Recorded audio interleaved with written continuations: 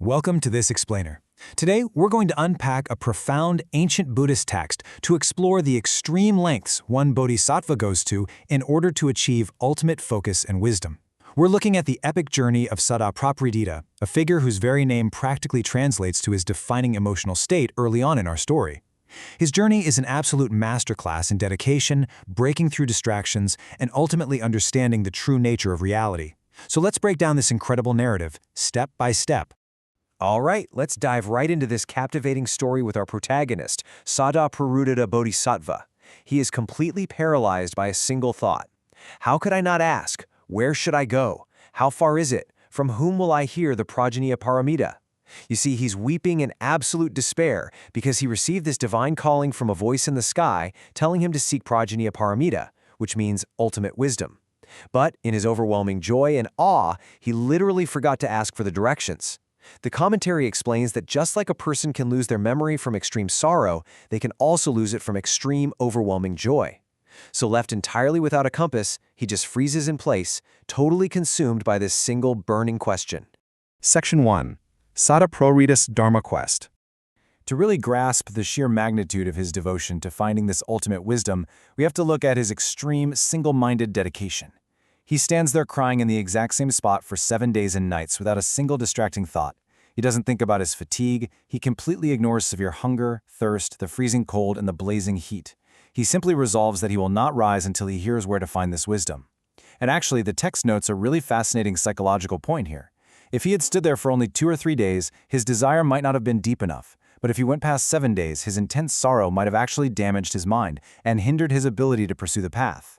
Right at this perfect, sweet spot 7-day mark of unbroken focus, a Buddha finally manifests in the sky to guide him. The Buddha appears to reward this incredible dedication and instructs him to travel exactly 500 yojanas eastward to reach his destination. Now, for some context, an ancient yojana covers many, many miles, making this a monumental, physically exhausting trek. But for Sadaprarudita, having the direction is the ultimate relief. Section 2. Magnificence of Gandhava City. Now, there is a fascinating contrast between his intense physical suffering on the road and the overwhelming splendor of his actual destination. The Buddha sends him to a place called Gandhavati, or the City of Fragrances. And picture this. The city is massive, surrounded by 7 layers of jeweled walls and moats. It contains 500 magnificent gardens with pools lined with pure gold, silver, and crystal sand. The water is covered in blue, yellow, red, and white lotus flowers as large as chariot wheels, literally radiating their own colored light.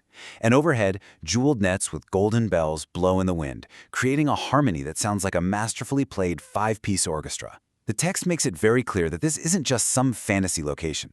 This majestic Pure Land is the direct result of the immense good karma of the beings who live there, who have long loved the deep Dharma. Section 3. Poisoned Arrow and Lost Child. The text uses some deeply human metaphors to explain the bodhisattva's frantic emotional state during his journey. It anticipates that readers might wonder why Sadaprarudita is crying so intensely, comparing his grief to a father who has suddenly lost a beloved child. The commentary draws a sharp line between worldly devotion and spiritual devotion. Think about it. A father's love, while incredibly deep, can only provide temporary benefits in this life, like food and clothing. A father cannot save a child from old age, sickness, or death. But the bodhisattva's sorrow is for Prajna Paramita, ultimate wisdom. This wisdom cures the root of mortal suffering entirely and leads to eternal liberation. His grief is so profound because he's tasted a tiny bit of this ultimate truth and realizes it's the only thing that actually cures human suffering. The urgency of his quest is just undeniable. The text provides this striking metaphor of a poisoned arrow. I mean, imagine being shot with a poisoned arrow. You don't stop to admire the scenery or worry about trivial things, right? You have extreme tunnel vision. You need a doctor immediately before the poison spreads and kills you. For Sadaprapridita, the poisoned arrow represents the toxic distractions, doubts, and worldly desires embedded in the human mind. He is rushing to Gandhavati because he knows he needs a master physician to pull that arrow out. Section 4. Dharmagata's Skillful Means. But here's where things get really interesting. When he finally learns about the doctor he's looking for, a great being named Dharmagata Bodhisattva, he encounters a massive philosophical paradox. We're told Dharmagata is a supremely enlightened being, yet the text describes him living in the absolute height of sensory pleasure. He has 4 distinct pleasure gardens with names like Constant Joy and Free from Sorrow, and he's surrounded by 68,000 female attendants, enjoying all 5 sensory desires. So you might be wondering, how can someone so spiritually advanced live in such decadent luxury without it being a huge contradiction? Well, the classical commentary anticipates this exact skepticism. The answer lies in a concept called skillful means, or upaya. Dharmodgata isn't trapped by these desires, he's utilizing them. The commentary gives a highly vivid analogy. Just as a person might deliberately lie in the mud to cool off from the intense heat and then simply wash it off afterward without fundamentally changing who they are, an advanced bodhisattva can immerse themselves in worldly pleasures. They do this deliberately to connect with the ordinary people of that city who are still attached to desire.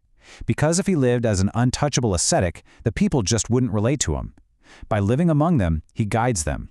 Like a dragon that commands the clouds and rain, he uses the environment to his advantage while remaining completely spiritually pure and unattached. Section 5. Awakening Boundless Samadhis. This incredible realization of spiritual non-attachment and finally gazing upon Dharmodgata triggers the absolute climax of Sadaprarudita's journey, an explosive spiritual awakening. By simply contemplating Dharmodgata's pure state of mind and hearing his teachings, Sadaprarudita instantly unlocks tens of thousands of profound samadhis, or meditative trances. Let's look at just 3 of these awakenings. The Lion's Roar Samadhi gives him unshakable confidence, allowing him to subdue literally any demon or internal doubt. The Lichen Illusion Samadhi allows him to view all 3 realms of existence as a mere mirror image or magic trick, freeing him from attachment. And the Scattering Flowers Samadhi allows him to mentally manifest precious jewels and lotuses across the universe to honor all Buddhas. He breaks through all his previous worldly limitations and can now see and hear the Buddhas of the 10 directions. As we wrap up this explainer, I want to leave you with a final thought derived from Sadaprudita's epic journey to ultimate clarity. He stood completely still for 7 days, ignoring all physical discomfort, because he recognized the poisoned arrows of worldly distraction in his own mind and utterly refused to settle for anything less than the cure. So ask yourself, what distractions are draining your focus today? And what would happen if you applied even a fraction of Sadaprudita's single-minded dedication to pulling them out? Thank you so much for exploring this fascinating ancient text with me today.